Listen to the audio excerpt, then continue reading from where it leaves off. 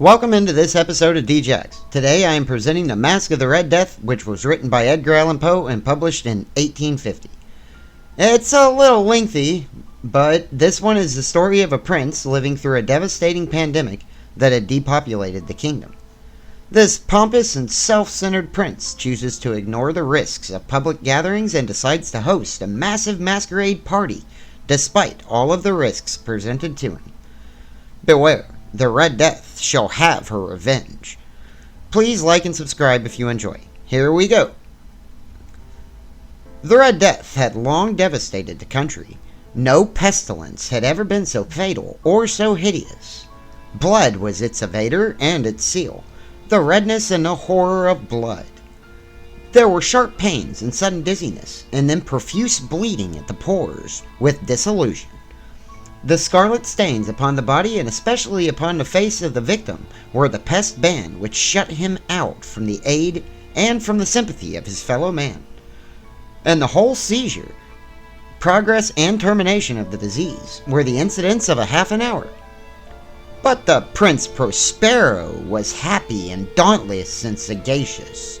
When his dominions were half depopulated, he summoned to his presence 1,000 hale and light-hearted friends from among the knights and dames in his court, and with these retired to the deep seclusions of one of his castellated abbeys.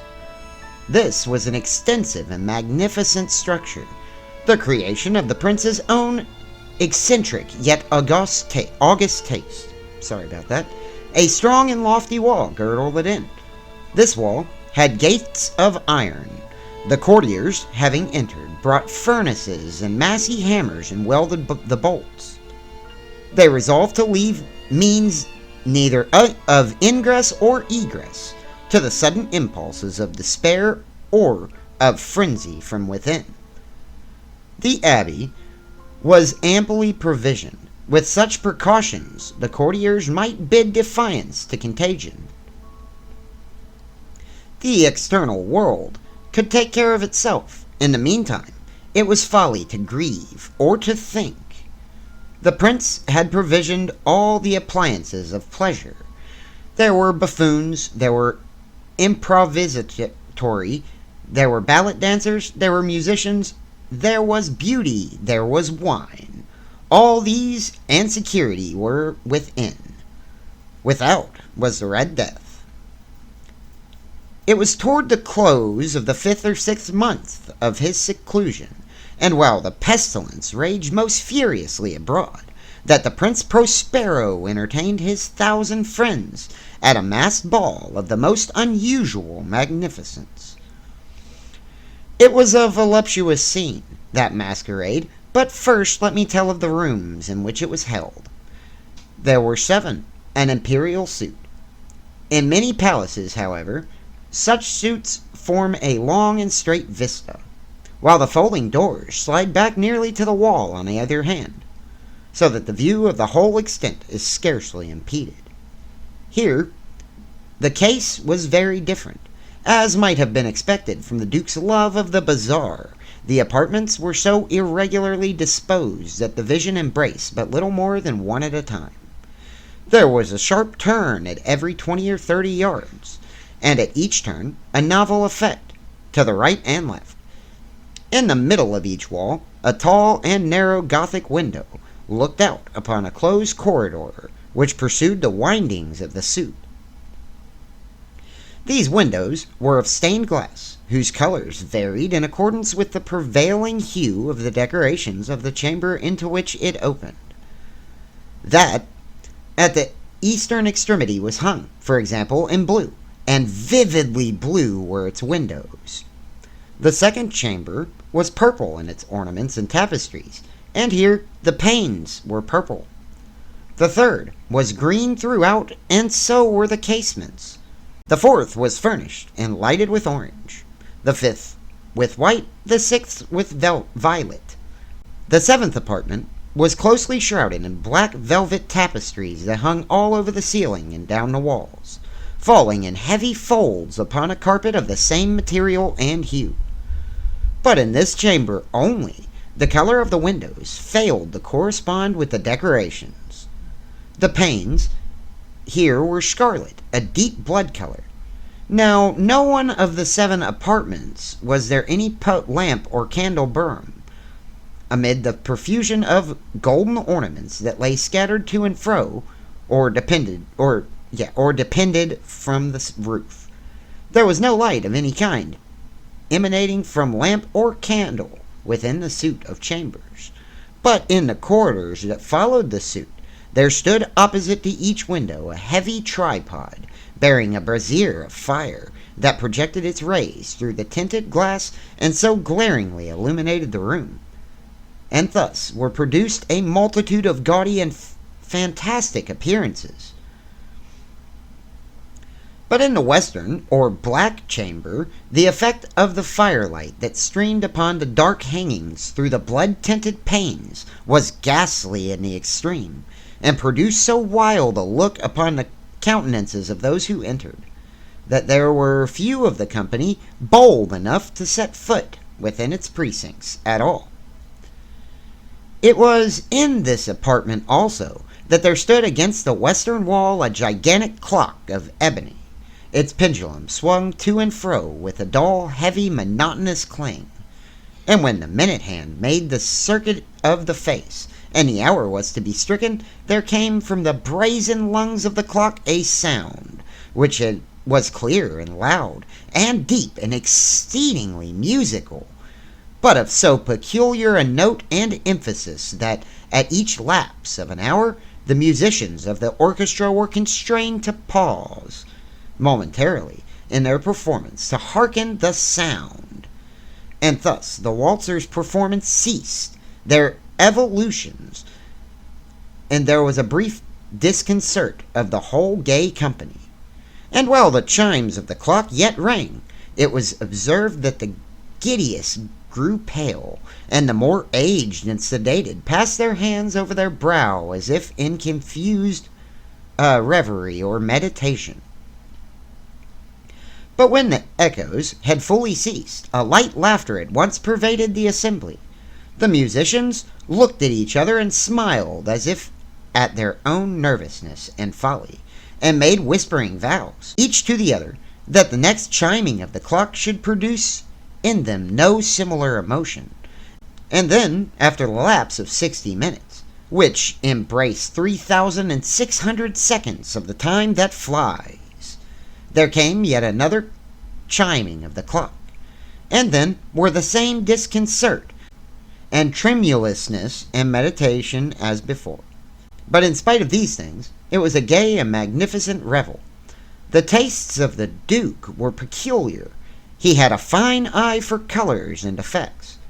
He disregarded the decora of mere fashion. His plans were bold and fiery, and his conceptions glowed with barbaric luster. There are some who would have thought him mad. His followers felt that he was not. It was necessary to hear and see and touch him to be sure that he was not. He had directed, in great part, the movable embellishments of the 7 chambers, upon occasion of his great feat, and it was his own guiding taste which had given character to the masqueraders. Be sure they were grotesque. There were much glare and glitter, impiquousy and phantasm, much of what has been since seen in Hernani. There were arabesque figures and unsuited limbs and appointments. There were delirious fancies such as the madman fashions. There were much of the beautiful, much of the wanton, much of the bizarre, something of the terrible, and not a little of that which might have excited disgust. To and fro in the 7 chambers there stalked, in fact, a multitude of dreams, and these, the dreams, writhed in and about, taking hue from the rooms and causing the wild music of the orchestra to seem as the echo of their steps. And anon there strikes the ebony clock which stands in a hall of velvet, and then for a moment all is still and all is silent, save the voices of the clock. The dreams are stiff frozen as they stand, but the echoes of the chime die away. They had endured but an instant, and a light, half-subdued laughter floats after them as they depart. And now again the music swells, and the dreams live, and writhe to and fro, more merrily than ever. Taking hue from the many tinted windows through which stream the rays from the tripods. But the chamber, which lies most westwardly of the seven, there are now none of the maskers who venture, for the night is waning away, and there flows a ruddier light through the blood-colored panes, and the blackness of the sable drapery appalls. And to him whose foot falls upon the sable carpet, there comes from the near clock of ebony a muffled peal, more solemnly emphatic than any which reaches their ears who indulge in the more remote gaieties of the other apartments. But these other apartments were densely crowded, and in them beat feverishly the heart of life, and the revel went whirling on, until at length there commenced the sounding of midnight upon the clock. And then the music ceased, as I have told you, and the evolutions of the waltzers were quieted, and there was an uneasy cessation of all things as before. But now there were 12 strokes to be sounded by the bell of the clock, and thus it happened, perhaps, that more of thought crept, with more of time, into the meditations of the thoughtful among those who revelled. And thus, too, it happened, perhaps, that before the last echoes of the last chime had utterly sunk into silence, there were many individuals in the crowd who had found leisure to become aware of the presence of a masked figure, which had arrested the attention of no single individual before. And the rumor of this new presence having spread itself whisperingly around, there arose at length from the whole company a buzz or murmur, expressive of disapprobation and surprise, then finally of terror, of horror, and of disgust. In any assembly of phantasms such as I have painted, it may well be supposed that no ordinary appearance could have excited such sensation. In truth, the masquerade license of the night was nearly unlimited, but the figure in question had out-Heroded Herod, and gone beyond the bounds of even the prince's indefinite decorum. There are chords in the heart of the most reckless which cannot be touched without emotion, even with the utterly lost, to whom life and death are equally jests. There are matters of which no jest can be made. The whole company, indeed, seemed now deeply to feel that in the costume and bearing of the stranger neither wit nor prosperity existed. The figure was tall and gaunt, and shrouded from head to foot in the habiliments of the grave. The mask which concealed the visage was made so nearly to resemble the countenance to a stiffened corpse, that the closest scrutiny must have been difficult in detecting the cheat. And yet all this might have been endured, if not approved, by the mad revellers around. But the murmur had gone so far as to assume the type of the Red Death. His vesture was dabbled in blood, and his broad brow, with all the features of the face, was besprinkled with the scarlet horror. When the eyes of the Prince Prospero fell upon the spectral image, which, with a slow and solemn movement, as if more fully to sustain its role, stalked to and fro among the waltzers, he was seen to be convulsed, in the first moment, with a strong shudder, either of terror or distaste, but in the next his brow reddened with rage. You know what? This reminds me of that one music video from Rammstein and the music video was Du riechst so gut. Sorry about that. Who dares, he demanded hoarsely of the courtiers who stood near him. Who dares insult us with this blasphemous mockery? Seize him and unmask him, that we may know whom we have to hang at sunrise from the battlements. It was in the eastern or blue chamber in which stood the Prince Prospero as he uttered these words. They rang throughout the 7 rooms loudly and clearly, for the prince was a bold and robust man. and the music had become hushed as the waving of his hand. It was in the blue room, where stood the prince with a group of pale courtiers by his side. At first, as he spoke, there was a slight rushing movement of this group in the direction of the intruder, who at the moment was also near at hand, and now with the deliberate and stately step made close approach to the speaker. But from a certain nameless awe with which the mad assumptions of the murmur had inspired the whole party, there were found none who put forth hand to seize him, so that unimpeded he passed within a yard of the prince's person, and while the vast assembly, as if with one impulse, shrank from the centers of the rooms to the walls,